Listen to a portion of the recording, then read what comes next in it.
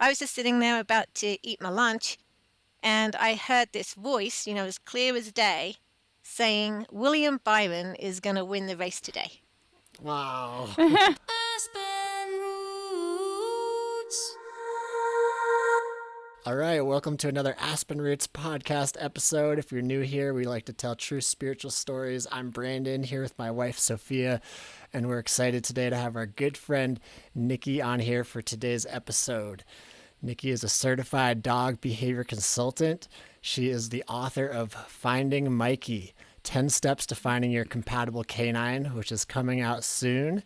And she lives in Sholo, Arizona, on the bottom of an ancient lake bed with Native American pottery pieces and fire pits scattered about the land. We were fortunate enough to spend some time there this past summer, and it is beautiful. Yes, it is. So Nikki's here to talk about how 2024 has been a year of intense guidance, personal growth, and inner peace for her. And she's going to share stories of synchronicity, dream guidance, direct downloads, channeled writings, and more. So welcome to the podcast, Nikki. Hi, guys. How are you? Hi, Nice to good. see you. Good. You too? You too. You Good. Thank you. Thank you. Nikki, let's start out with an intention. What's your intention for our podcast here today and to share with all the listeners out there? It's just to share what an intense year there's been for me personally. I've been in personal development now for nearly 20 years. And this year, I've just discovered some things that have really made a difference to the guidance that I've received. And so I just thought it would be helpful to share that with your audience so they can get the guidance they need potentially. So yeah, that's what I'm here to share with you guys today. Beautiful. Perfect. Thank you so much. Cool. Well, I know you came prepared with some stories, so tell us about 2024. Let's hear some stories. So yeah, almost 12 months ago, so back to January of 2024, just to give you an idea of where I was. We were living here on the land that you just explained so well, Brandon. We were actually in the middle of trying to sell it, to move on the other side of town for various reasons. It had been up for sale at that point for about, I think, 4 or 5 months, and no one had even come to look at it. And so I was getting a little bit frustrated with the potential of having to sell it and moving across the other side of town, which is what I really wanted to do. And so that's kind of how I started the year. I started the year with a bit of frustration, actually, that things weren't moving at the speed that I wanted them to. I was also struggling a little bit more with finances. And so that's really how it all started to unravel for me. And so I really started doing a deep dive actually into what potentially I was doing wrong, maybe what I wasn't listening to, and why things were going the way that I really wanted them to go in. And what I actually discovered a guy, I don't know if you know him, by the name of David Bayer. Have you know of I do him? not. Have you heard of I him? do not know. He just randomly popped up on my YouTube channel one day, and I just thought, like kind of, I guess it's worth a listen. I can't even remember the title of what his podcast was. First time I've ever seen him, heard of him, turned him on, listened, and he resonated with me so much. I guess I can describe him maybe somewhere in the middle of Tony Robbins and Abraham Hicks. So if you're kind of It's familiar like a with those guys. spiritual Tony He is, Robbins. but somehow, I don't know if it's just him and everyone feels like that when they listen to him, if it was just me, he resonates with me personally. But Nice. when starting listening to him, and he started to really explain how, one, that you can't be grateful enough, basically. And it's something that I know, and I've practiced gratitude journaling, I've done, but maybe not to the extent that I've done this year. And so Okay. literally every morning this year, it's a new habit of mine. I have woken up, whether it's been writing or just in my head, because sometimes she'll be asleep and even sitting up writing is not an option. So, but either way, I will always start that day off with writing. And Shelby's your 2.5-year-old daughter. She's actually a little bit older than that now. She'll be 4 in January, so she's. Oh my gosh! I know How time flies! I know. Oh my gosh! I know. So yeah, so she'll be turning 4 here in January. Oh wow! But yeah, so that's one big thing that I have changed this year is that gratitude journaling, or just I said going over in my mind for what I'm grateful for, either that week, that day, whatever it is. So I do think that's really helped me personally, and it seems to have really shifted things along.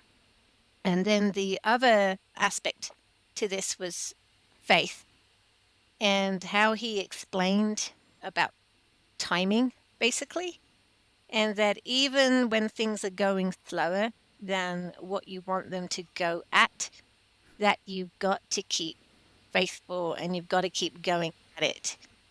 And so at that point, I was just like, well, okay, I think that was one thing I wasn't doing, is that I would be previous, for the past 19 years, I would have received guidance or be following some path. And then because it wasn't working out at the speed I wanted it to, I would then give up on it. And so, yes, for whatever reason, hearing his messages really started to shift my perspective. And then along with that, I think it was you, Brandon, that introduced me to Lee Harris. And so I looked into him a little bit. Now, I'm going to say that I don't think he resonated with me as much as what David Bayard does or did. However, what I got from Lee Harris was the channeled writing. And so that's something I learned from him, and I listened to one of his workshops. And then so I started doing some channeled writing for myself. And I would say that was probably back in March. And it wasn't too long after that then I heard my first piece of guidance that comes through as a voice, is all I can explain it as. Before we jump into the voice, how'd Yeah. the channel writing go for you? Because I'm curious. I tried that years and years and years ago, and I was like, I didn't feel like it was guidance. I felt like it was my ego. How did it go for you?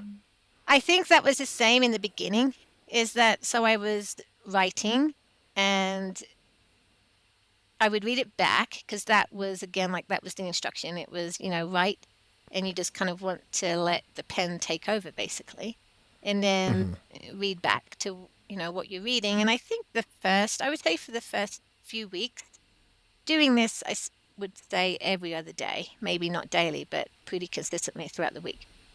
I think the early on was me, but then I would start noticing some things I was reading back, and I was just like, where did that come from? Because it didn't sound like me. And it was like, and it was almost, I don't know if it was on purpose. Writing it, when I was actually writing it, I don't think it registered that it wasn't me. But I said, then reading it back, that's when I read it back and I'm like, I wouldn't have used those words. That doesn't sound like me at all. Cool. So Nice. as I started doing it a little bit more, that's what started coming through. So yeah, that was my experience with it. And that's still true to that day. And I would say that there are days, even to this point a year later, I just kind of read it back and I'm like, yeah, I'll question it. And there's definitely more often than where it's actually, I can tell that it's not me. Okay. Absolutely. Awesome. Nice. Cool. Yeah. Yeah. So a little bit of a, is it, isn't it? But this next story with the voice, I know this story, and this has proof. I like this story. This does have proof, and I think that is why it come about, was to actually prove to me. So I was sitting here in my little home. I was sitting on the step. It was Sunday afternoon. I'm a NASCAR fan, and the race was just about to start. And so nothing had started yet. There wasn't anything like on the commentary saying, about the favorite or anything like that. I was just sitting there about to eat my lunch, and I heard this voice, as clear as day, saying William Byron is going to win the race today. Wow. I love it. And it was, one, I'm not a William Byron fan. He's neutral to me. I don't not like him, not really like him. Said two, there was nothing. It just kind of come out of nowhere. And it was And did super it, clear in my head. so did it Yeah. sound all in your head, or did it sound like a voice from outside? Outside. Yeah, Oh, outside. wow. Outside. Outside in Wow, my wow. head. And Yeah. your right That's ear? incredible. Your outside of So, your right ear? yeah. Okay. Wow. Yeah. Nikki told us the day that happened, and I was like, sports betting is legal in Colorado. Next time you get the intel, let me know. I'll make some money. Yeah, Well, exactly. I know. And that was actually, I mean, that was part of this. So I heard that and I was just like, what's that all about? But then as I was sitting watching the race, lo and behold, William Byron was like getting more up front. And I'm like, no, this can't be true. Well, he did end up winning the race. And Wow. so it blew my mind. It really did. Mine too. But yes, but I think the part of that too is just like, okay, well, thanks for that information. But what use is that for me? And so I couldn't, just as like I remember when I told you, you said, well, maybe they'll give you the lottery numbers, which they Yeah. still, Hopefully. they still, yeah, they still haven't done that. But I think the whole point of that was that it was something that could be verified. It's almost like they saw that opportunity that I could verify that information. And so next time I heard that voice, that I would be listening and not just knowing it wasn't some sort of chatter in my head, basically. Yeah, Nice. yeah. So So could yeah, it be mistaked yeah. as chatter in your head, or was it like unmistakable from your own chatter, or, It was definitely unmistakable. Okay. But just like when these things happen for the first time, I don't think you have well, for me anyway, it's just like you question it. It's like, where Yeah, did there's Yeah. like no reference point. exactly? Yeah, Yeah. yeah. So I think that's a part of that is just, yeah, you're going to question it. A bit like the channeled writing too. I think you can question it as to whether it's just something going that you want to hear or even whatever it is. But yeah, so yeah, that was my first piece ever of guidance I received via voice. So that's amazing, Nikki, that you're able to hear like that. And how did it continue to develop? When was the next time you heard the voice? To be honest, it was quite a while. It was several months later. I was hoping from that point that I would start getting more clear guidance like that. But I didn't. It was just that one time. And then the next time was several months later. And what that was about was, so I'm driving my car. So I used to drive a Toyota RAV4 that had a ton of mileage, like was up to about 220, 230. So I've been driving this car and I drive a lot because of my work. So I'm always doing home visits. So, I put a lot of mileage on my car. Plus where I live, I have to have a car. So just to put that in perspective. So I'm driving around in town and then I hear this voice, like the same voice. And it said to me, if you don't trade your car in soon, you are going to have a really expensive repair to do. Wow. Wow. Well, that is much more useful like, than "Thank the you." race winner. I don't know. So yeah, that was a lot more useful. But the funny thing is that that's not what I wanted to hear. Right. Because I did not, I was just about paying off that car loan for that car. And I'd already kind of allocated where that money was going to go. And so the last thing I wanted to do was having to go and replace the car. And so I argued with that voice for probably, I think, for a good 2 weeks. And so it kept coming up. Every time I was driving it, I heard it again and then I heard it again. And I'm like, well, that's great. But at the end of the day, I don't have the money right now to get a new car. And then I heard, you will find the money. So I'm like, yeah, okay, it will be fine. So kept driving this car. I heard it again. And I'm like, okay, I guess this might be getting serious. And this was on a way to a client. So I went in, did the session with the client, come out. And when I went to drove off, it did like a really hard shift driving Uh-oh. off. Transmissions are expensive. Right? And so when that happened, I was like, okay, Okay, I'll listen now. I Yeah. understand this now. No, I still didn't listen. It still took me another couple of weeks to like really convince me. and it had to happen one more time, because even then I questioned it. I'm like, well, maybe I didn't hear that, and maybe that didn't actually happen, and. So, but yeah, after it did happen for a second time, and so I finally took their advice. Well, it's like something you don't want to do, or else something you really don't want to have to deal with. So, Yeah, I exactly. know. lesser of two evils, I Yes. guess. I know. So yes, I said that information was way more useful. And I've heard it for other things, not quite so kind of important as that one, but I have I have heard the voice So telling I me other find a few things. things interesting. Like Hmm. when you argue with it, it doesn't sound like it's an ongoing conversation. He like has the one line and then is like gone for Yeah. a couple days or Yeah, whatever, he a doesn't couple argue weeks. back. Okay. And then I like that you Doesn't don't have argue to back. like you're not in like an altered state of awareness. Not like you're in between sleep and awake or you're meditating. It's like you're busy about your life and we're watching TV on the couch and then it just drops in out of nowhere. Yeah. I That's know, pretty and cool. that definitely, with the voice, that has definitely been my experience with it so far. Yeah, is that Have it's just when I'm going about my day doing normal things. and Cool. have you been able to ask who it is, or do you have any idea? I did actually, yes, because I got curious. So I did ask who it was, and I actually did that. I did that back through channeled writing, and the message I got was that his name was Adam. Okay. And does it sound like a male voice or you're not really sure? It does. It's Okay, cool. it's very masculine. Cool. Okay. Awesome. Well, thank you, Adam, Yeah. for Yeah. saving the car repair there. Yeah, right. I know, right? Keep it coming, Adam. We can Yeah. we need a lot more guidance in this world. Yeah. Very cool. Yeah. Oh, nice. So what else you got for us? So going back to the beginning of 2024, another one of my focuses was on trying to get a program which I called Preparation Pup going. Now, this program is something that I developing, should I say, probably for the past 5-6 years. And what it is actually, it's what the book is about. So, that is just to kind of give you a clue what it's about. So it's about helping people find their perfect pup. And the reason why I felt this was my mission to do this and bring this to the world was partly me working in the shelter and doing behavior consultants.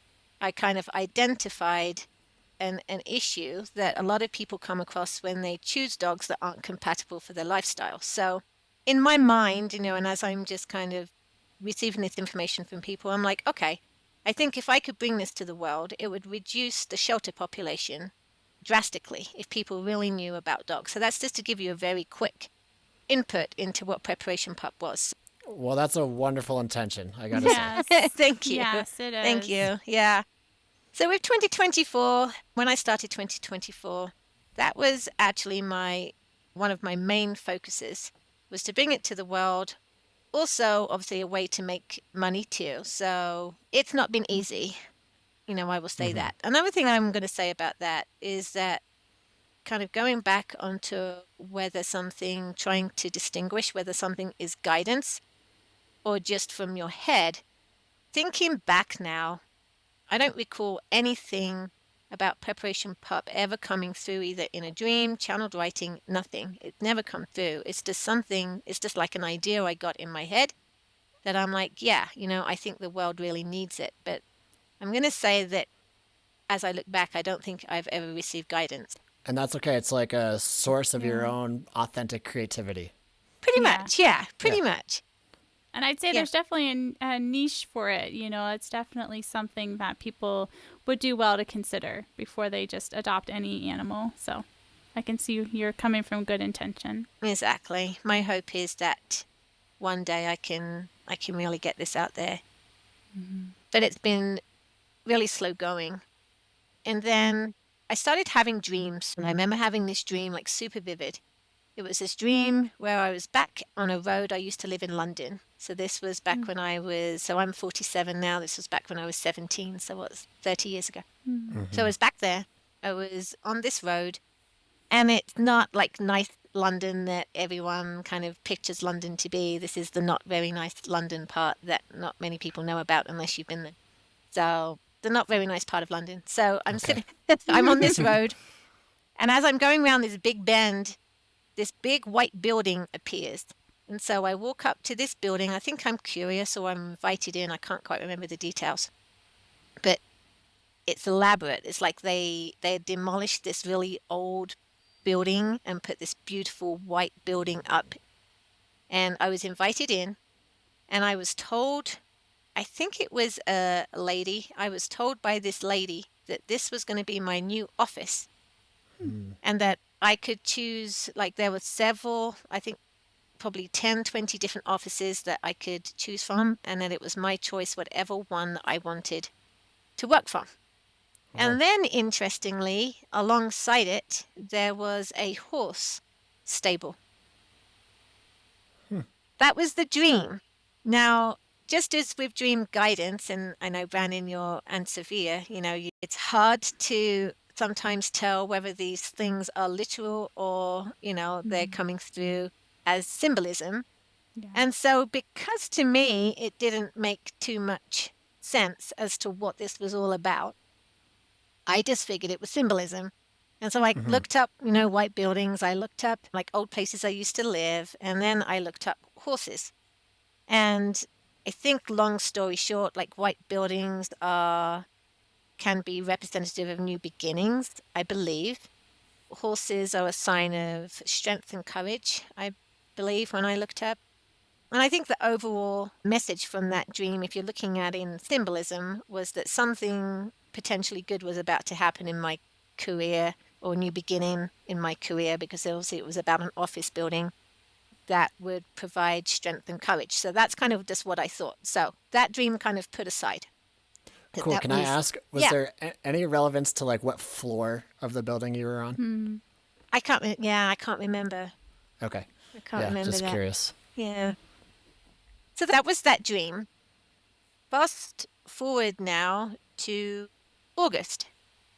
And my friend asked me, and this is not a dream, this actually happened. So my friend asked me if she could take me and Shelby to the county fair, which is about 40 minutes up the road. And I'm like, yeah, sure. So off we go. She drives us up to the fair. And where, we get to the fair, we're looking around. And we go into this little cabin that's right there at the fair, and there is a quilt competition going on. And you just had to like walk around and pick your favorite quilt, put it down on a piece of paper, and give it to the person at the reception. So that's what we were doing. So we were walking around this cabin. Now I'm not into quilting or anything like that, but anyway.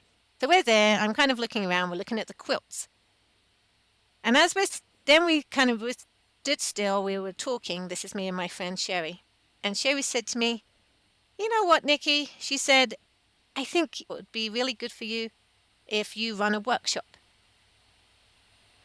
Cool. Out of the blue. Nothing Yeah, to do with right? quilting. Exactly. It was just weird. And I was just like, oh, okay. I said, yeah, I could see how that could work. Well, that was a conversation we kind of went about our day. About, I would say then 2 weeks later, a client/friend texts me out of the blue. And I hadn't seen her for about 2-3 months maybe. So I'd finished working with her dog at that time. And so I received this random text out of nowhere. And she said to me, "Hey, Nikki," she said, "I don't know if you're interested." She said, "But my in-laws are selling their property over in Linden." Now, Linden is where we were trying to move to, by the way. Oh, okay. She said, "So my in-laws are selling their property and they run quilting workshops out of there." Huh. That is a huge synchronicity. Yeah, Right? right? So she said, "It earns them a lot of money." She said, "And I don't know why I thought of you." She said, "But I just thought I would just let you know they're putting it on the market." And so I'm just like, what in the world? And what is going on? And so first of all, I've got Sherry telling me in front of this quilt, competition that I really Yeah. have, no interest in being in that little section of the building, about the workshops and that I should do workshops. Yeah. And then a couple of weeks later, I just get this random text from another friend saying, hey, my in-laws are selling their quilting workshop Yeah. business slash Wow. property. What are the odds of that? It's follow the breadcrumbs. Right? Exactly, right? I love the key word, though, of quilt. Quilting. What? Quilting. Isn't it just weird? Like, how weird? Yeah, I don't Yeah. think you could make this stuff up if you tried. Seriously. exactly. So, That's That's how what it we gets your say. attention. Yep. If you could, you wouldn't Yeah. notice it. Yeah, right. so the next thing is just another couple of months going by, really, and me continuing to push forward Preparation Pup. But still, other than the book, so I did accomplish writing a book this year, which Awesome. actually Congratulations. Yes. Thank you. Writing a book when you already have 2 businesses and a 3.5-year-old is not easy. So And I'm dogs and horses. And, right. Oh, yeah. So I'm really proud that I actually wrote that. Good. But It's important to self-reflect like that. Yeah, Yeah. definitely. yeah, it's a big accomplishment for me. Now I just got to get it published. That's a whole separate thing. But so here I am, a couple of weeks ago, still within the book, nothing has moved forward on Preparation Pup. I asked the question again. So I was laying there one night, and this was a couple of weeks ago. I was laying there one night and I'm like, okay, am I meant to be doing this? What is the purpose of this? And when I say this, Preparation Pup, and if not Preparation Pup, should I be doing something else? And this is where the probably one of the most significant, I think, pieces of guidance I've ever received is that I got 2 images like simultaneously in my mind, and this is between an awake and a dream state. I saw it flashed me back to that dream that I spoke about, so that white building with the horses. That was the first image that I received. And then the second image I received was this book cover, which is the Tale of Equus. I don't know if you're familiar with that, but No. it's a book. Again, another synchronicity, but I was 13 years ago or so. I was in Colorado.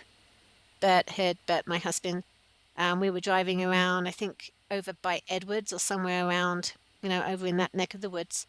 And he said, oh, let's go into it was like a saddle shop or some tack store. And he said, I've been in here before and they've got some really cool stuff.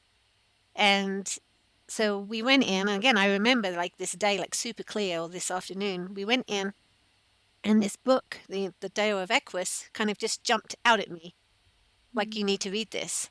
And so I picked it up, brought it home, and I remember reading it at the time and being really engrossed in it and being really drawn to it. And it's basically about equine therapy and how this woman basically took horses into her life and started using them as therapy horses. Nice. Wow. But at the time, like 13 years ago, I didn't know what to do with it. I had no clue what it was meant to be all about. And it's been sitting on my shelf ever since. Now it comes on into my head like now and again. And I think it's just that intrigueness of, if I see the cover or I see it somewhere else. But that was the second image, was that book.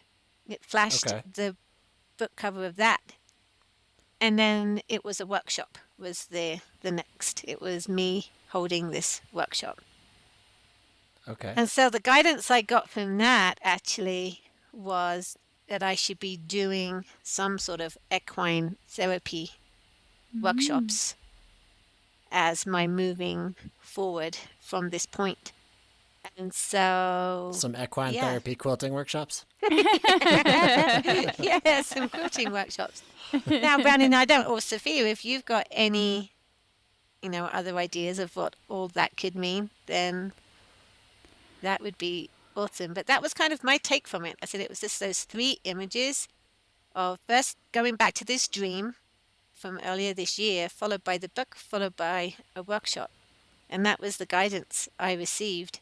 And again, there was nothing about Preparation Pup in there whatsoever. It seems pretty straightforward to me. What do you think, Sophia? I'm like, I don't know. It's not straightforward to me. It seems pretty straightforward to me, and that's something that I've heard about through some of our clients, and that they absolutely love when they go to the equine therapy. It's something that fills their heart, fills their spirit, you know. Even you saying that kind of sends shivers down my spine. They feel that it's so very healing. I would say a lot of, you know, we all carry our traumas, and animals do a great job healing those traumas with just their genuine love and compassion, and they don't even have to try. It's just their normal state of being. So that's where I've heard about it, as our clients have mentioned it and really enjoy going. Cool. So wait, tell me the three images one more time. It was the dream, the book. Dream first. So Yeah. it was a dream about the white building, office building with the horse stable next to it. And then the book cover. And then followed by the workshop. The workshop. Okay. So Yeah. before I speak, I always do this because I think it's important. I learned it from Robert Moss, is you can never tell somebody else what their guidance is. But if they've invited you to theorize, these are just merely theories, of course. And so for me, like in the dream, a white building, like buildings are realms of consciousness in my dream symbolism. And white is a very positive omen. And so if you get to go in that building and choose what office you want, it's kind of like you got options. That's the first thing I felt with the dream. Like you got options, but you, as we recommend, you're asking for more guidance. And it seems to be a recommendation of, yeah, exactly what Sophia said, the equine workshops, therapy workshops. And so that's how I'm reading that, you know. We'll see which way you take it and I what know. develops. Well, exactly. And you know, I guess if you want, we can get together this time next year and see where it all went. I mean, lastly, Totally. yeah, so as far as preparation pop goes, it leaves me with it's like, well, what was that all about? But I don't think, just as you said, Sophia, I think it's needed. I think it's needed out there, but for whatever reason, maybe it's not me, the one that brings it into the world. I don't know. Or if it is me, maybe it might be, you know, just not at this time. And I think that's something this year that's really stood out, is that if something isn't working the way you want it to, it doesn't necessarily mean it's not what you should be doing potentially, but maybe just not at this time. And I think that's going back round to the property. So I don't think I explained that we took the house off the property or the land off the property just because we decided that we were going to just sit tight and hold on to it for a while. And so our plan was to build here. But I said this year really has been a lot about surrendering and following guidance. And just through that surrendering, or trying as much as I can anyway, because it's not easy when you've got something in your mind. Yeah. But just trying to surrender and just kind of follow the guidance.